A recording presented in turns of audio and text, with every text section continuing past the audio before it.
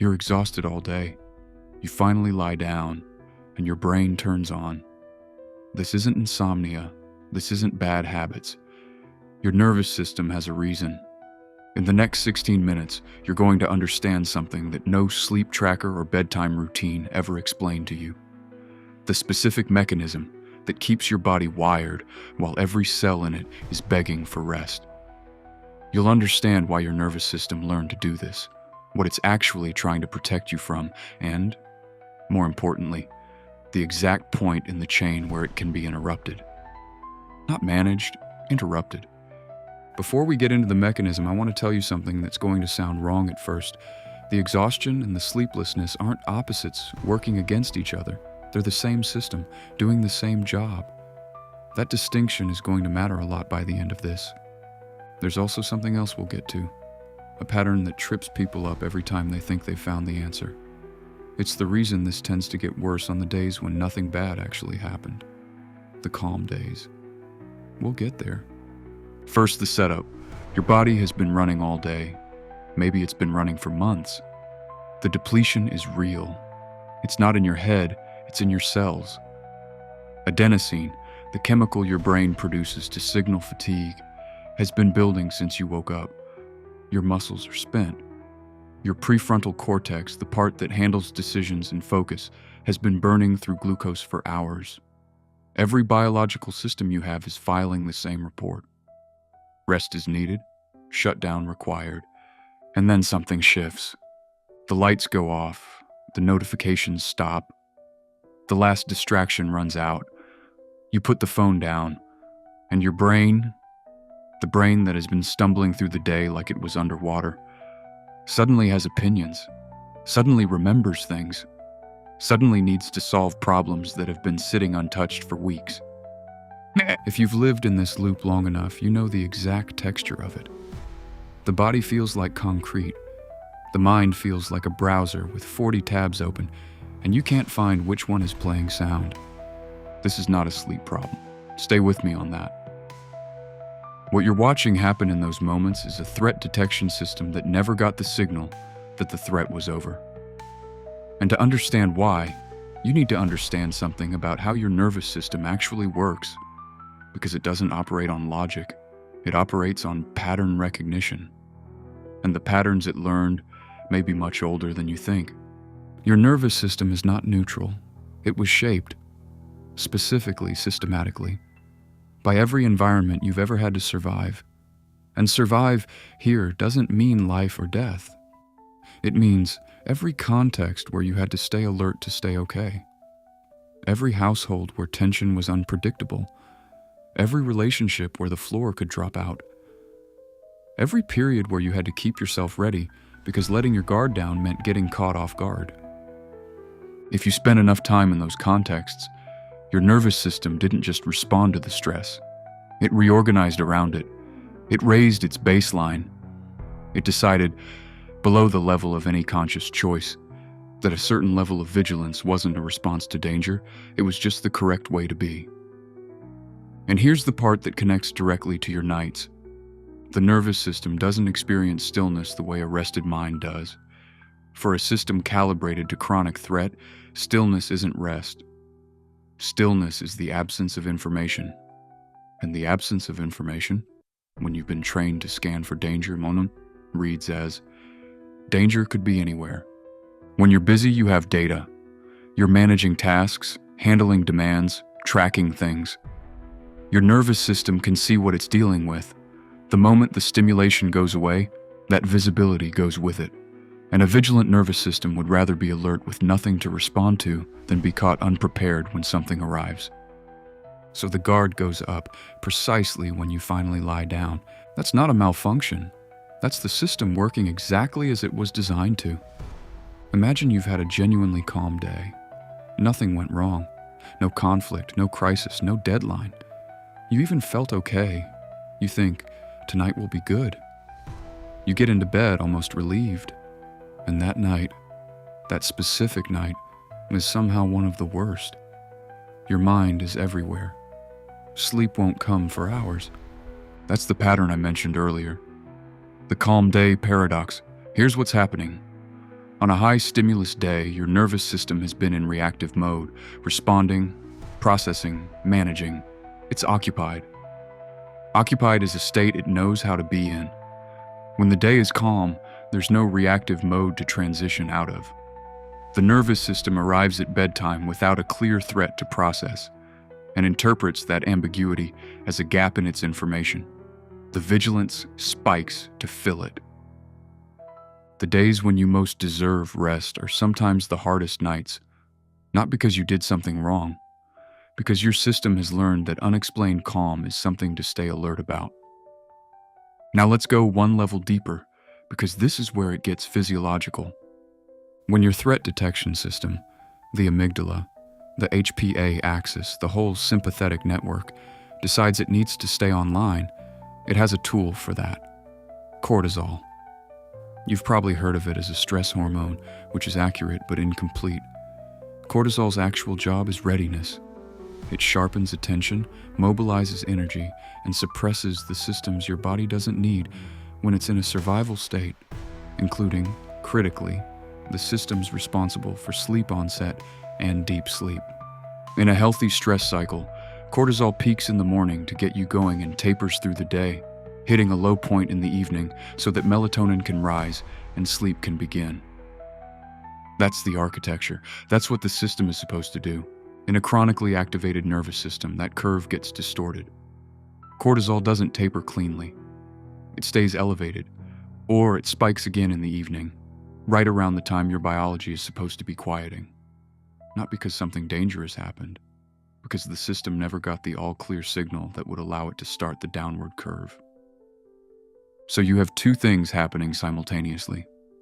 Adenosine is high, genuine, cellular exhaustion, and cortisol is elevated, a nervous system that hasn't down-regulated. These are not competing forces canceling each other out. They are both accurate readings, running in parallel, from different systems with different jobs. The exhaustion is real. The alertness is real. They coexist because they come from different places. This is why you can feel absolutely flattened and completely unable to sleep at the same time. It's not contradictory. It's two systems doing what they were each set up to do. If you've ever wondered why you can fall asleep on the couch mid-sentence, but then lie in bed completely awake for an hour, this is part of the answer. The couch doesn't have the same associative weight as the bed. The bed is where sleep is supposed to happen, which means it's where your nervous system has learned to brace. The couch is incidental. Your system doesn't have a protocol for the couch. Now here's a concept worth sitting with for a moment.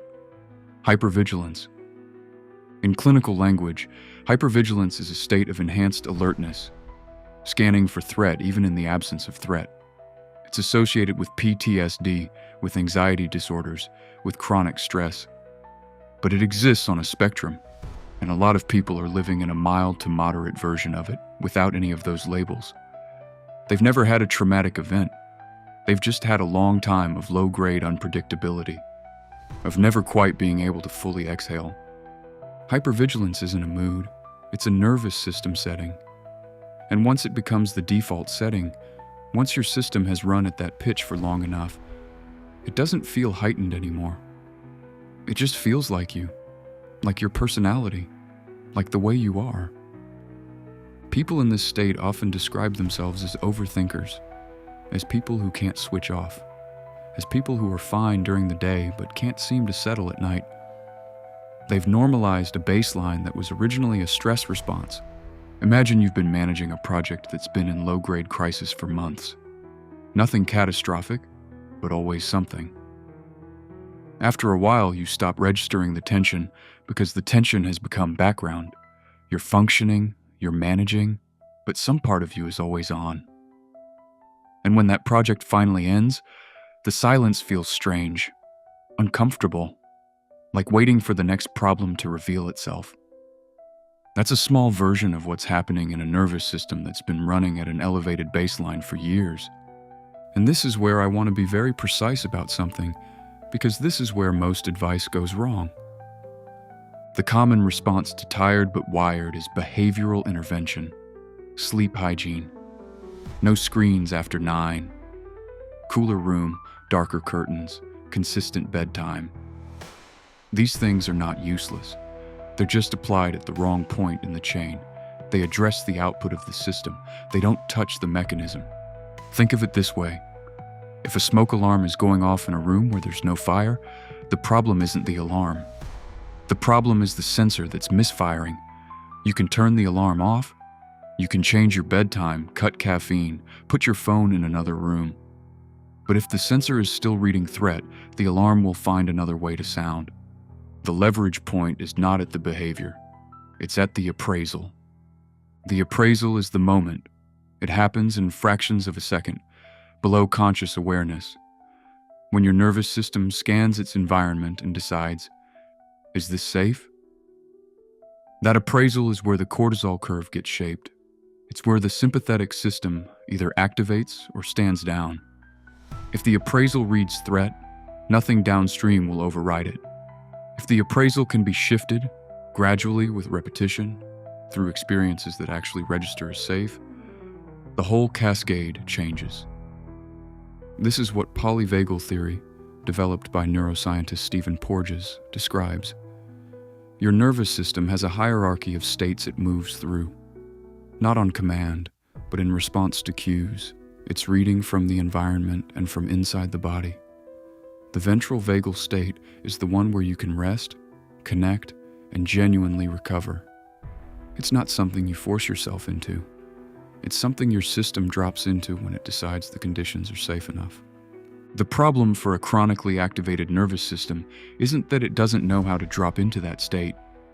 It's that its threshold for safe enough has been set so high that ordinary stillness doesn't meet it. Ordinary quiet doesn't meet it. Even a calm, objectively unthreatening night in your own bed doesn't meet it. So the work, and I use that word carefully because it's not effortful in the way people expect, is about gradually lowering that threshold. About giving your nervous system enough repeated experiences of stillness without consequence that it begins to update its prediction.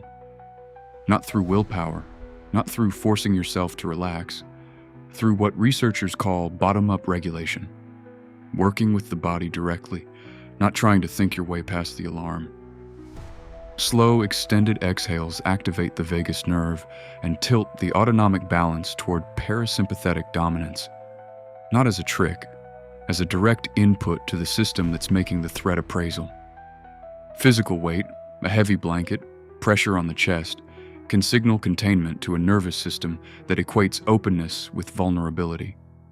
Orienting, slowly turning your head to take in the room, letting your eyes settle, is an instinctive threat-clearing behavior. When you do it slowly and nothing moves, the system registers. Scan complete. No threat detected. These are not relaxation techniques in the self-help sense. They are inputs into the appraisal process itself. They're speaking directly to the part of your nervous system that decides whether rest is safe. None of this is fast. A nervous system that has been running at an elevated baseline for years doesn't recalibrate in a week. The threshold lowers gradually, with repetition. But it does lower. That's not a hope. It's the established mechanism of neuroplasticity applied to autonomic regulation. What matters right now is that you understand the shape of what's happening. You are not broken. You are not bad at sleeping. You are not wired differently from other people in some fundamental, unfixable way. You are running a nervous system that learned, from real experience in real context, that rest required a level of safety it couldn't always guarantee. It made a calculation, it built a habit, and habits built by the nervous system are durable, but they are not permanent. The exhaustion is the accumulation. The sleeplessness is the protection. They're not fighting each other. They're both trying to take care of you, just from opposite ends of the same problem. The next time you're lying awake at 2 a.m, wondering what's wrong with you, nothing is wrong with you. Your nervous system is doing its job. It just hasn't gotten the update yet. That update is possible. And it starts with understanding that the problem was never about sleep. If you want to go deeper on why the nervous system gets stuck at an elevated baseline in the first place, what actually shifts the threshold, and how chronic stress rewires the system's sense of what's normal. That's the next video in this series. The link is above. And if understanding how your own mind works is something you want to keep doing, subscribe. Not because it helps the channel, because the next mechanism in this chain is the one most people never get explained to them, and you deserve to understand it too.